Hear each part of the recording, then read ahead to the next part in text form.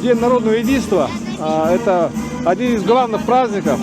Он заменил нам День революции, 7 ноября, да? Все-таки мы советские люди, и этот праздник нам очень близок.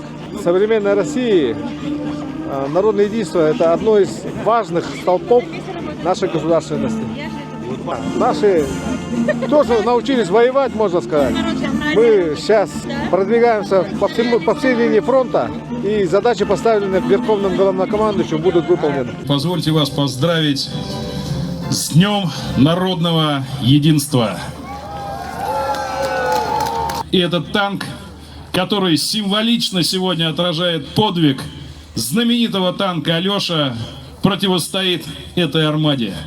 Сегодня они повержены, сегодня это символы того, что пытаются нам противопоставить, и то, что отбивают наши ребята на фронтах специальной военной операции. Вечная слава героям! Вечная слава России! Народ России един! С праздником!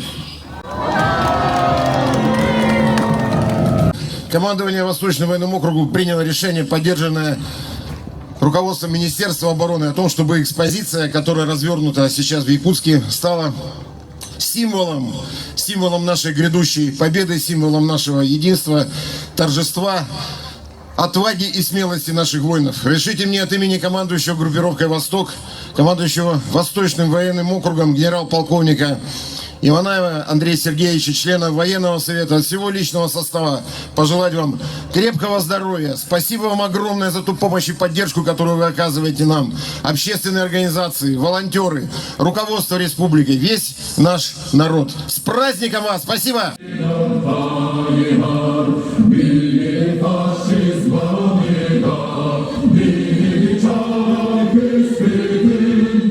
Впечатление в том, что танки, их много. Все-таки людям надо показывать то, что происходит, как будто бы за завесой какой-то, да, и то, что действительно все-таки есть те шаги вперед, которые делают наши ребята, которые нас защищают. Самое банальное то, что вот видишь на экране телевизора, но вживую ты не можешь оценить размеров техники. Впервые вижу ее вживую, в том числе Брэдли, в том числе вот М113. Интересно все это вживую увидеть. Ну, это хорошо для молодежи, чтобы видели это, что это такое, как война какая страшная, и какая бывает техника такая. Ну, наши молодцы, конечно. Но все равно Россию никогда не победить. Никогда.